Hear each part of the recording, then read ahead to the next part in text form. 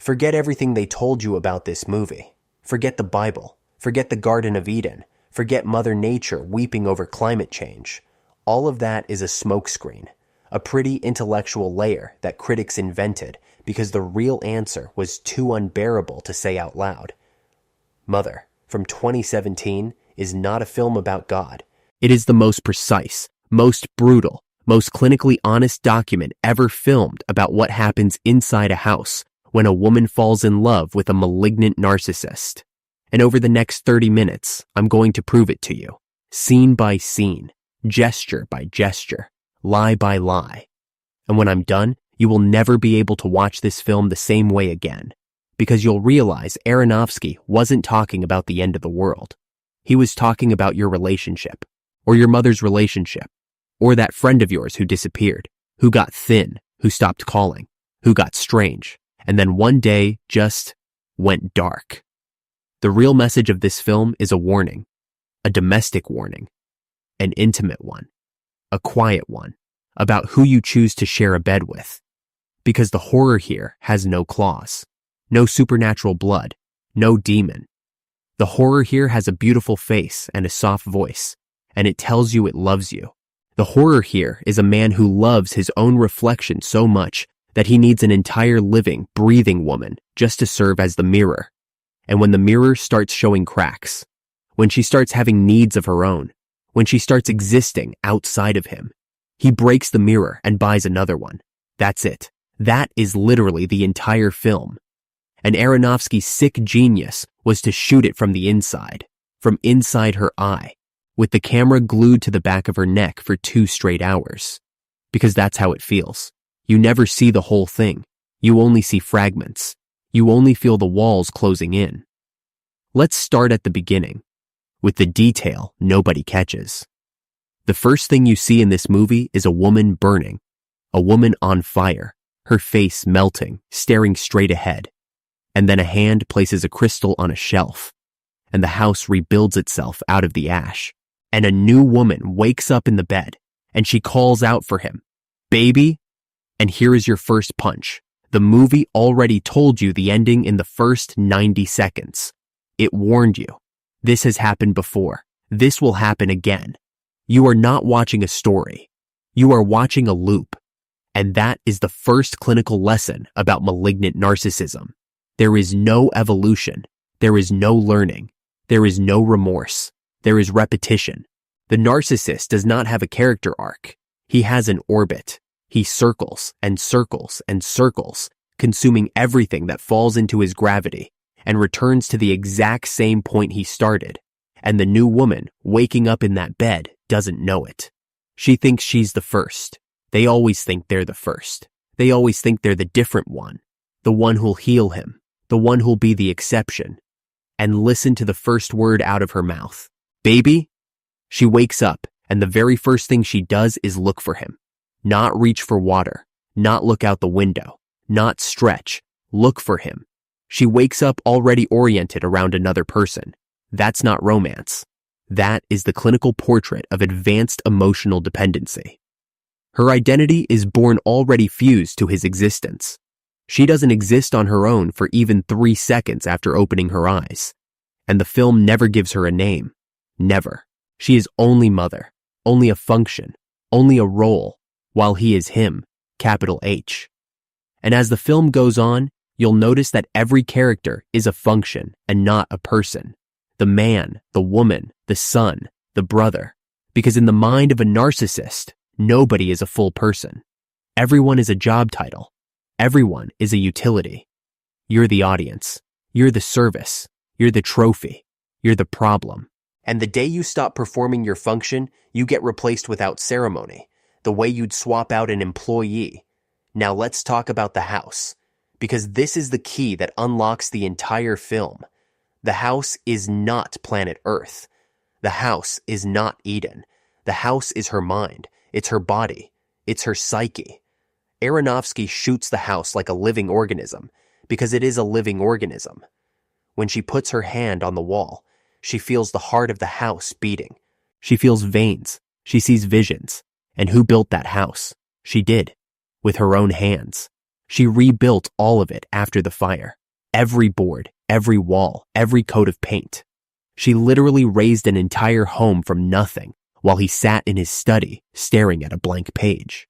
And that, my friend, is the most faithful portrait ever painted of a relationship with a narcissist. The victim builds. The victim sustains.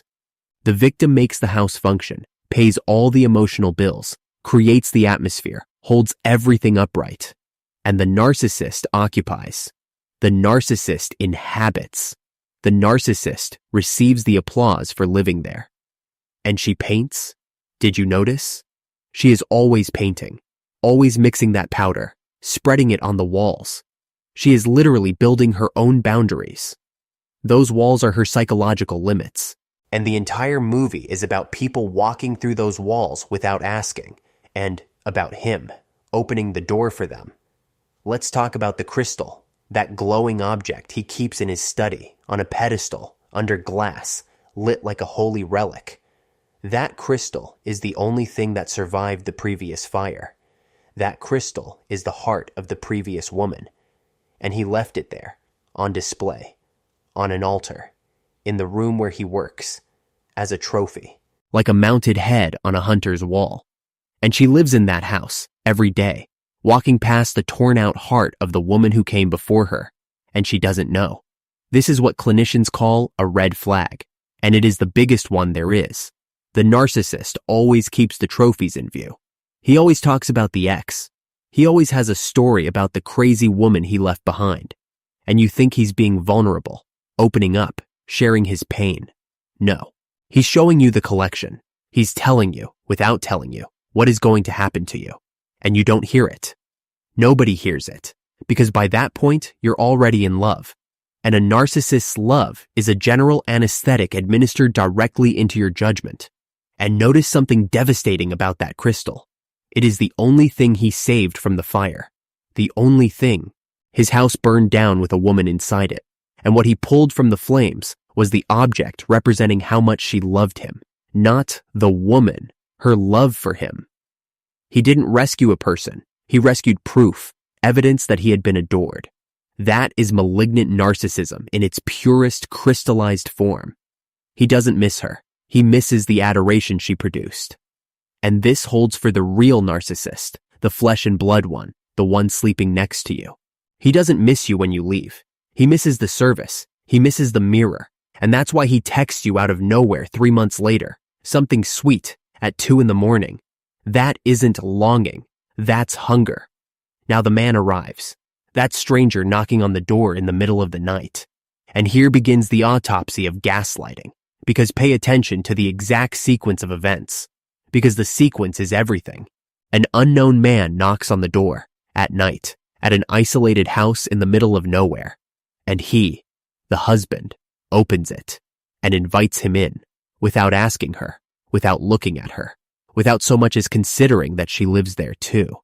And when she questions it, when she whispers, "Who is this man? What is he doing here?" he answers with that condescending little smile and tells her she's overreacting. It's just one night. She needs to relax. He's a fan, poor guy. He got lost. He's a doctor. He's sick. And here, I need you to understand the mechanism, because gaslighting is not yelling. Gaslighting is almost never aggressive on the surface. Gaslighting is sweet. Gaslighting smiles. Gaslighting holds you while it stabs you. Gaslighting says, "Calm down, honey. You're too worked up. You're sensitive today. You're imagining things." And the machinery is simple and diabolical. He creates the situation that makes you uncomfortable and then punishes you for being uncomfortable. He lights the fire and accuses you of being dramatic for feeling the heat. And after he does that 20, 30, 100 times, you stop trusting your own senses. You stop believing your own read of reality. And the day you no longer trust yourself, you become 100% dependent on him to tell you what is real. And that is exactly what he wanted from day one. That's the end game. It was never about hurting you. It's about making you dependent on the version of reality he manufactures. Notice that she asks the right questions the entire film. She is never wrong. Not once in the entire movie is she wrong. She asks who these people are. She asks why they're here. She asks why they're touching her things. She asks why he won't defend her. And every single question she asks is perfectly reasonable, logical, sane. And even so, she spends the whole movie apologizing. I'm sorry, I didn't mean to be rude. I'm sorry, I'm just tired. I'm sorry, let me make you some tea. The gaslighting victim apologizes for existing. She apologizes for having needs. She apologizes for taking up space in a house she built herself. And meanwhile, he never apologizes for anything. Not once. Not when the crystal shatters. Not when the floor bleeds. Not when the house collapses. Not when the child dies. Never. Because the malignant narcissist does not possess the neurological capacity to feel guilt the way you and I feel it. Remorse, for him, is a performance he runs when it's useful, when there's an audience, when it gets him something back.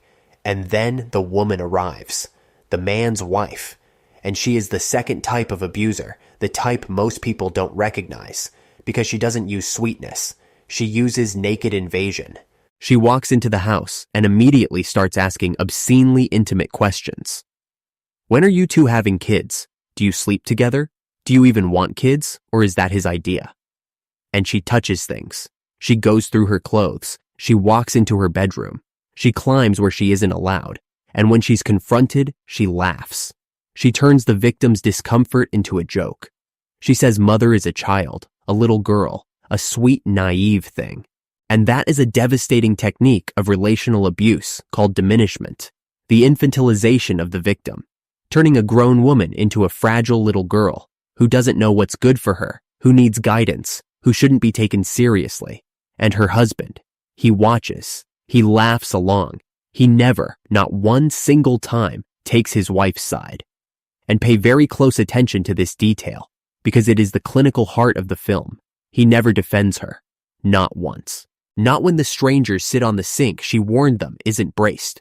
Not when they break the sink and flood the house. Not when they break into his study. Not when they break the crystal. Wait. In that moment, he screams. In that moment, he explodes. In that moment, he becomes enraged and throws everyone out. And why? Because they broke his object. They broke his trophy. They broke the ex's heart. The only thing on this earth capable of making him feel genuine rage is damage to his ego. A terrified, humiliated wife, invaded inside her own home, doesn't move him a millimeter, but one scratch on his display case, and he becomes a volcano. And that is the clinical definition of narcissistic injury. It is the only pain he can truly feel, the pain of not being adored correctly. And the most macabre part is the scene right after. The house is destroyed, she's shaking, and he takes her to bed. He kisses her. They have sex. And the next morning, she's pregnant. And he starts writing again. And he writes the masterpiece of his life in a single night. And here's the sick calculation nobody catches. He can only create after generating the chaos. He needs destruction to feel alive. And he needs her emotionally devastated, vulnerable, clinging to him in order to feel the power that unlocks his creativity. Her pain is fuel, and the pregnancy. The pregnancy is not a miracle. It's the cement. It is the oldest method in the world for locking someone in place. A child is a chain the victim carries voluntarily. And then comes the interlude, the phase clinicians call the honeymoon of the abuse cycle. And it's the most dangerous part of the film and of real life, because suddenly he's perfect. He's sweet, attentive, present, funny, in love. He tells her she's his paradise. He builds a crib with his own hands. And she smiles. For the first time in the film, she is happy, calm, glowing. And you, watching, relax too. And that is exactly when the trap closes. Because that phase is real. The honeymoon is real. It is the most real and most cruel part of the entire cycle. Because it's what makes you stay. It's what makes you doubt everything you felt before. It's what makes you think, see, he changed. The problem must have been me. I was being sensitive. I was overreacting. The narcissist doesn't give you love. He gives you calculated crumbs of love, dosed with pharmaceutical precision, at the exact moment you're about to walk out. It's intermittent reinforcement. It is the same neurological engineering as a slot machine. And that's why nobody gets out, because hope is the foundation of the prison. And the poem gets finished, and he reads it to her, and she cries, and she tells him it's beautiful, and he smiles. But watch what he does next. He doesn't keep the poem. He doesn't celebrate with her. He publishes it. He sends it to the publisher immediately, because her praise is not enough. It is never enough. One single person is never enough of an audience for a narcissist. He needs a crowd. He needs applause at industrial scale. And the love of one woman, the pure, dedicated, absolute love of a woman who rebuilt his house with her bare hands. To him, that is a crumb.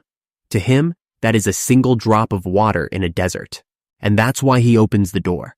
That's why he will always open the door. Because one wife alone will never fill the black hole he has where a self should be.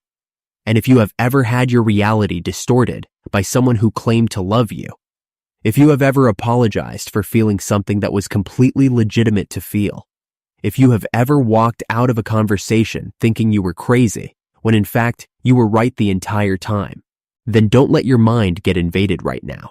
Protect your sanity by dropping a like on this video, subscribing to Fractured Plot, hitting the bell, and telling me in the comments if you've ever lived with an emotional parasite. I read all of them. And sometimes a stranger's comment is the first door somebody finds on the way out. Stay with me, because now it gets worse. The publisher calls. The book is a hit, and the people start arriving. And this is the second half of the film, and this is where Aronofsky stops suggesting and starts screaming. Because now it isn't two strangers. Now it's dozens, hundreds, thousands, and they come in. And she screams no. She screams get out. She screams this is my house. And he embraces the fans. He signs autographs. He smiles. He kisses strangers. And every time she pulls him by the arm, every time she begs, he says the same sentence every narcissist says. They just want to meet me. Don't be like that. What does it cost you? And then the most murderous line of all. You're ruining this for me. You're ruining this for me. Stop. Rewind that line in your head. Because that sentence is the entire diagnostic criteria for narcissistic personality disorder, compressed into 6 words. His wife is being crushed, suffocated, shoved, touched without consent, while pregnant inside her own home. And his concern is that she is ruining his moment. Her pain is a scheduling inconvenience. Her suffering is a logistics problem, because in his mind, she isn't a person who suffers. She is an object that is malfunctioning, and malfunctioning objects don't receive care. They receive irritation. And now, here comes the most important thing I will say in this entire video. The invasion of the house is not about humanity destroying the earth. The invasion of the house is the literal representation of what happens to the mind of a psychological abuse victim over years. And I'm going to peel this apart layer by layer. First come the occasional visitors, the small violations, the comment about your outfit, the joke about your weight in front of his friends, reading your phone while you're in the shower, and you let it go. You rationalize it. He was tired. He didn't mean it. Work has been hard on him. And every time you let it go, you move the wall 1 inch inward. You give up a piece of your mental territory, and he advances. They always advance. The narcissist tests your boundaries the same way water tests a dam. Constantly, silently, looking for the smallest crack. Then comes the occupation phase. When his people are already inside your house, and you no longer ask them to leave because you know he'll fight with you about it. You've learned. You've been trained. You start avoiding rooms in your own home. You start staying quiet in the bedroom so you don't cause a scene. And that's when she starts hiding. Did you notice? In the second half of the film, she spends most of her time fleeing, hiding, looking for a corner. In her own house, the house she built with her own hands. She has become a fugitive inside her own body. And that is a physiologically precise description of what happens to a chronic victim. The nervous system enters a permanent state of alert. You stop living inside yourself. You start monitoring the environment 24 hours a day. You become a sentry guarding yourself, and that's called hypervigilance, and it is one of the signatures of complex trauma. Then comes the chaos, the phase where rules stop existing. In the film, people break the walls, steal the sink, sell her belongings, paint on the walls, throw a party, riot. There is an entire civil war inside her house within the span of minutes. And that's exactly right. When the dam breaks, it doesn't leak. It collapses. Because once the victim surrenders the first wall, the process accelerates exponentially. The narcissist smells the surrender, and he brings more people. He brings the allies, his family, his fans, his friends, and every one of them is recruited to say the same thing he says. That you're dramatic, that you're lucky to have him, that you don't know what you've got. And that has a clinical name, and the name is smear campaign. The narcissist isolates you by constructing a version of you that no one questions. And the most perverse part, he builds that version of you using the exhaustion he himself caused as the evidence. Look how worked up she is. Look how crazy she's acting. And you are worked up and you do look crazy. Because he made you that way. It's a perfect crime. The weapon is the victim herself. And now, let's talk about the baby. Because the baby sequence is the single most disturbing thing ever filmed about narcissistic abuse. And it has nothing to do with Jesus Christ. Forget that. The baby is the last thing she had. The baby is the last drop of identity, the last reserve of love, the last uncontaminated thing left inside her. The baby is the piece of her soul the invaders hadn't touched yet. And she gives birth in the middle of a war zone, with the house burning, with strangers screaming on the other side of the door. And what does she do? She holds the child and does not let go. For hours, she stays awake. For hours, she knows. And this is critical, she knows. She looks at him and tells him, in plain words, that he is not giving that baby to them. And he says no, of course not. And she knows he's lying. The victim always knows. And that's the part outsiders never understand. You ask why she doesn't leave the house. The answer is that she knows, but knowing is not the same as being able to. Because by that point, she has no identity of her own left to take with her. Nowhere to go. Nobody who'd believe her. And he is the only thing she knows. And she fights her own body. She fights sleep.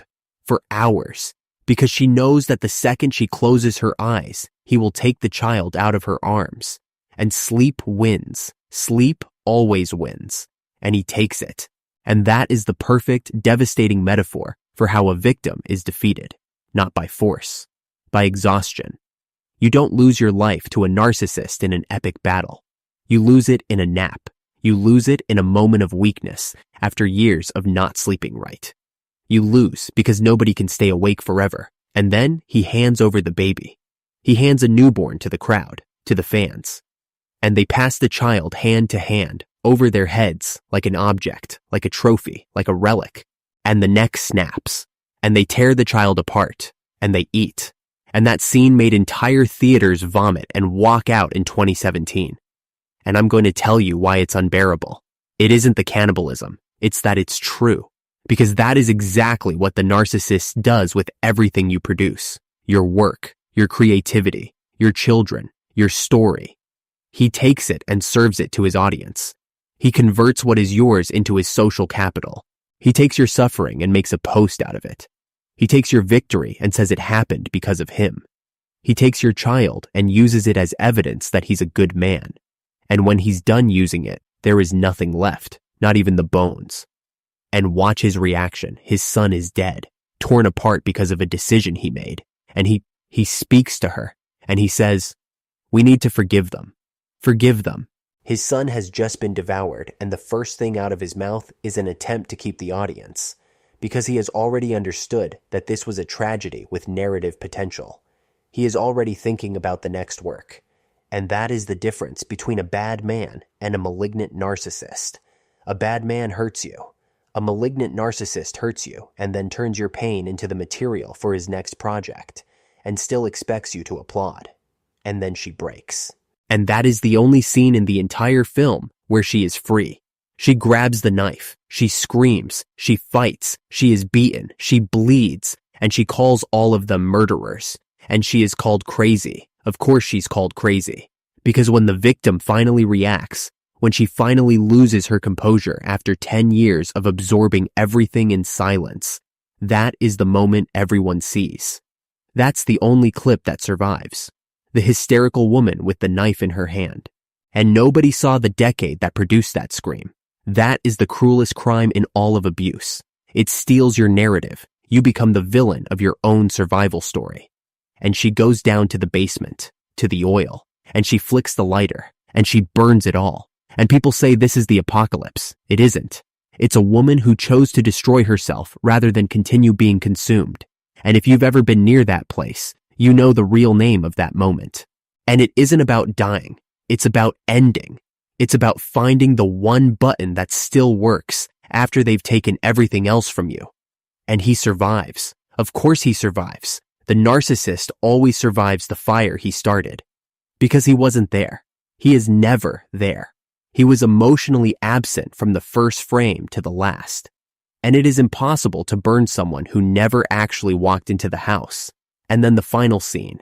She is charred, broken, dying, and he carries her. And he tells her he loves her. And she asks, with the last air in her lungs, "What do you want from me?" And he answers, "Your love." And she gives it. She opens her chest. She lets him tear out her heart with his hands. And he asks first. He asks permission. And she says yes. And that is the most terrifying thing in the entire film. Because she consented. She consented because she has nothing left.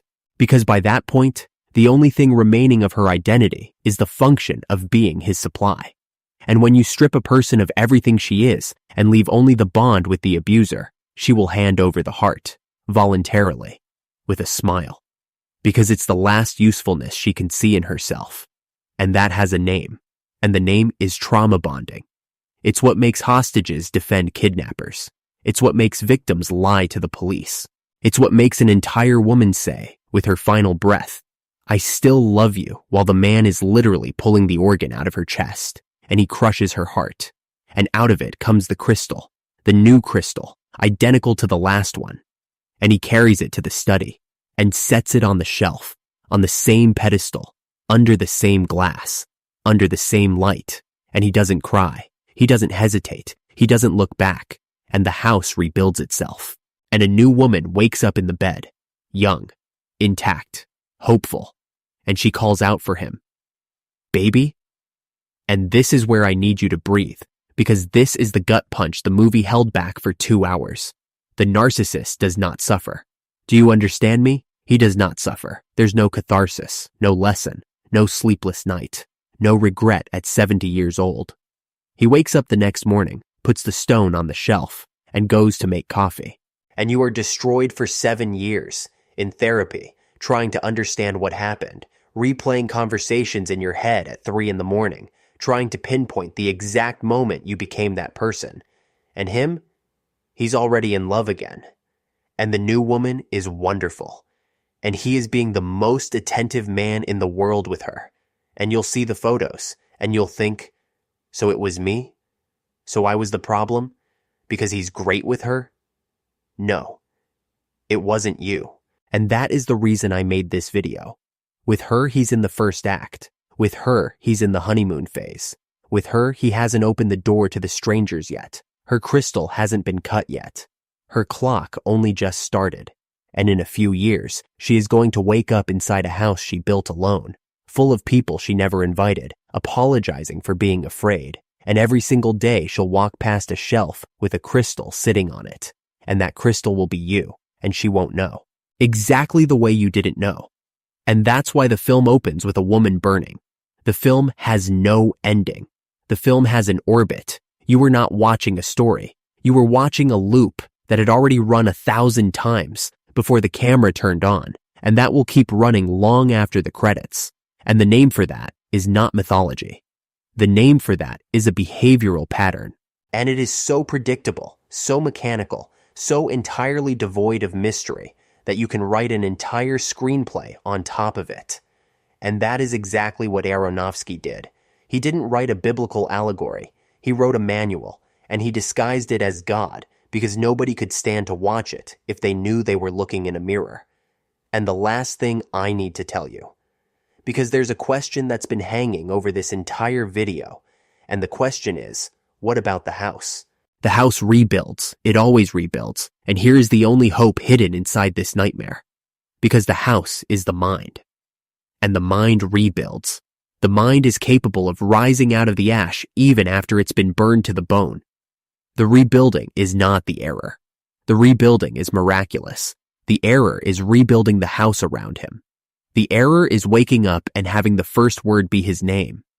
Imagine if the new woman woke up and the first thing she did was look out the window, or drink a glass of water, or simply exist for 10 seconds without searching for him. The loop would snap right there, in that one single second. The whole film would collapse. And that is why he never gets out of bed before she does. Because he has to be there. He has to be the first thing she sees. The narcissist doesn't hold you with chains. He holds you by being your first and last reference point for reality. So if you made it this far, if this theory permanently changed the way you watch this nightmare, drop your like right now, confirm that subscription to Fractured Plot, and turn on notifications before you become just another crystal on somebody's shelf. And comment one thing below. What was the line your narcissist repeated the most? Because I promise you, the next person who reads your comment is going to recognize their own line in it. And maybe, just maybe, that recognition is the first wall they'll manage to build back up.